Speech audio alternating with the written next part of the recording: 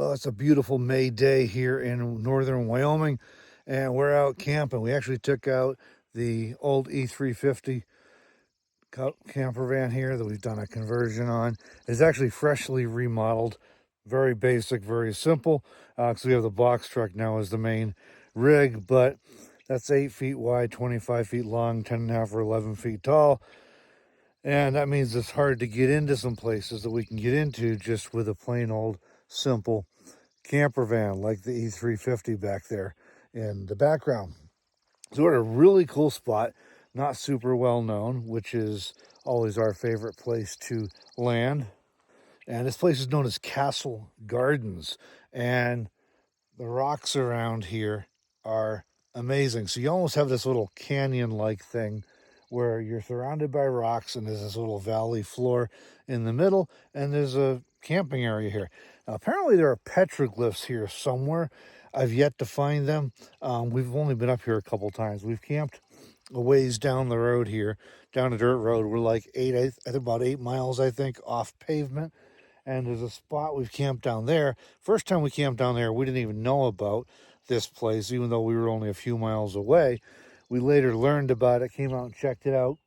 And there's another site just over there we tried to camp at last year in December. We were coming over to the same small town here, Worland, Wyoming, where we're doing an inspection today. That's why we had to come over here. And we always take advantage of, we have an out-of-town inspection. We like to do some camping. And we camped here in December. We were doing a commercial inspection over here on a restaurant property. And I got the drone up that time, and we had a thunder and lightning storm rolled in, so I didn't get much footage. Had to land the drone quick because of that. And then we camped, and Melanie woke up sometime after midnight, and it was snowing like crazy. And like I said, we were driving a rear-wheel drive camper van, and we were quite a ways off the pavement, about 8 miles from pavement, and it's snowing, and it's the middle of the night. And I thought, we're going to get stuck and not be able to get out of here and get into town. So we ended up leaving here at like 1 or 2 in the morning or something, driving down, and it was snowing like crazy. Nobody on the road. We had the roads to ourselves. And, we ended up sleeping in a roadside pull-off for a historical marker or something closer to town, but on pavement where we knew we'd be able to get to our work the next day. Well, we're out here today. It's we're coming up towards Mother's Day weekend anyway, and it's gorgeous. We got the place to ourselves. Yesterday was raining and kind of windy and blustery, but it is gorgeous this morning. It's supposed to hit 71 degrees over here. Sunshine. I'm loving it. Now, where we're actually camped, we're still in the shadows over there because of the rocks. The sun was rising behind those rocks. So I'm over here a little ways away by this cool toadstool-like rock formation you can see behind me. And that's why I'm over here, because there's sunshine, and that's a little bit cool still. It's not cold, but it's a little bit cool still from overnight, and so I wanted to soak up some sun. But we're just a few miles from the base of the Bighorn Mountains, not too far from the town of Ten Sleep, which is a town of like 250 people. Cool town we've visited before, showed you around there before a bit. And we're heading on to Worland this morning. But meanwhile, I thought I'd show you around Castle Gardens a little bit. I'm just enjoying my coffee I brewed up on the percolator pot this morning on a little camp stove. They do have picnic tables here. It is, I don't know, 4 or 6 maybe sites here. One of them for sure is a walk-in only. You'd have to use a tent, but there's a few you can get your van or a very small RV into. There's pretty small sites. We had a little trouble getting level. We got pretty close. We just did some updates on the camper van, and we'll be showing you that in an upcoming video as soon as I wrap up a few more little details. But probably won't be this weekend. It's Friday as I'm recording this. We're going to do our job today. We'll camp again, very possibly here again tonight. And then tomorrow, Saturday, we got to head back into town because Sunday's Mother's Day. So, of course, I want to see my mother for Mother's Day. And then we got a slew of stuff going on next week. And very soon, as soon as we wrap up a few things in the van, we'll come back. I'll take the van out again. Now, of course, when you start looking at whether it's you do the van or like something bigger like an RV or our box truck, which is a 16.5-foot box size, 24, 25 foot overall. The bigger you get, the more room you have for amenities and comfort and convenience, which is nice sometimes. On the other hand, on the other side of the coin of that is that the van, you got to do things simpler, and you don't have near as much room, or you don't have some of the comforts and everything. But what you do get is the flexibility and the ability to get into places that is hard to get the bigger vehicles into. And so that's why we still have this old van. It's well used. It's got over 300,000 miles on it, 21 years old now, but it's still running, and we got it out and we got what we need in it. And we got, it's not, like I said, it's not as comfortable or as convenient as the box truck in some ways, as far as living goes, as far as living space goes, but you can get into places you just can't get into with the box truck. And even yesterday, coming in here was a road we had seen before, we hadn't explored, and we said, let's go check it out. And it was no big deal to do that because we got a van that's pretty easy to get into anywhere. Got great ground clearance, and I can turn it around easily if I need to. Where the box truck, I'm a lot more conservative about taking off on a road I don't know because it's so big. So there's our campsite over there, right beneath all these rocks, which have some cool features about them. We're probably getting some reflection and glare from the sun here, but trying to show you where we're at. And as we come around, this is kind of the rest of the campground here. It's just nestled in between these rock walls on this side, and then again on this side. So we're kind of just nestled in there. And this is that really cool rock formation I was showing you. That's just a lot of what's out here. I think it's sandstone, and got the moon up there. But nice and quiet out here, nice and dark, and had a great night's sleep. And we'll go do our thing for work today. And like I said, I think we're either going to come back here again tonight into this actual little campground, which is on the dead end of this road here at Castle Gardens, or there is another place we've camped just a couple miles up that way, kind of out in the middle of nowhere, that also has a real nice view. And if we zoom in a little here, see a few clouds on the horizon there. You can see mountains in the distance. And like I say, we're just basically right at the foothills of the Bighorn Mountains here.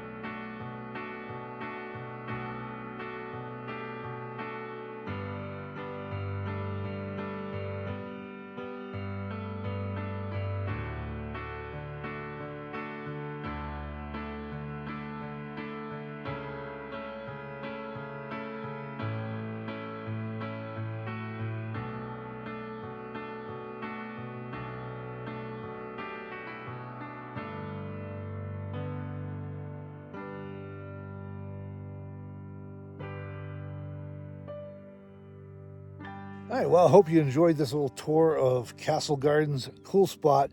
Like I said, we got the place to ourselves right now. I think some people probably do come out and use this during the summer. There are supposed to be petroglyphs here we're still looking for. I've done a bit of hiking around and haven't found them yet, but they're supposed to be here somewhere. And there is a story here about apparently somebody chiseled off and stole a petroglyph panel here. And some years ago, I'm not sure how many now off the top of my head, I read a news story about it. And some of the local ranchers evidently were threatening that people's legs would be broken if they did not return the petroglyph panel. And evidently it was returned anonymously shortly thereafter. Nobody's legs got broken. And if I got it right, I'll have to double check this, but I think the authorities made a replica one to put out here, and the original one then is in a museum or on a display somewhere to keep it safe. I think that's the way that story went. But I do remember some local ranchers were threatening to break legs if the panel was not returned. So is somewhere out here there are some petroglyphs. I'm going to keep looking, and if I find them, we'll be sure to share them with you. There's very few signs here. It's kind of a discreet, low-key place, not well publicized or anything. And there's like a signboard over here, but there's like nothing on it, basically. So, and there's very few signs around the place as far as like hinting where petroglyphs might be. So we'll keep looking, see if we can find them. And whether it's this trip or a different trip in the future, we'll be sure to share them with you when we find them. Meanwhile, as the sun's warming up, the smell of the juniper and sage is just amazing out here. Just delicious. And it's just a beautiful day. We got back up here to Wyoming this year in March. It's a work and family things to attend to. And we had some really nice weather. We had some 80-degree days in March, no lie. And we had some 80 degrees in April, but it was back and forth a lot. And early May kind of kicked off a little cool. We had some 50s and stuff, but we've had some rain, had a bit of snow a few times. So it's really nice to see the sun shining. So we're enjoying this, looking forward to this weather, looking forward to the experience and getting another night of camping in tonight in the old Ford van here.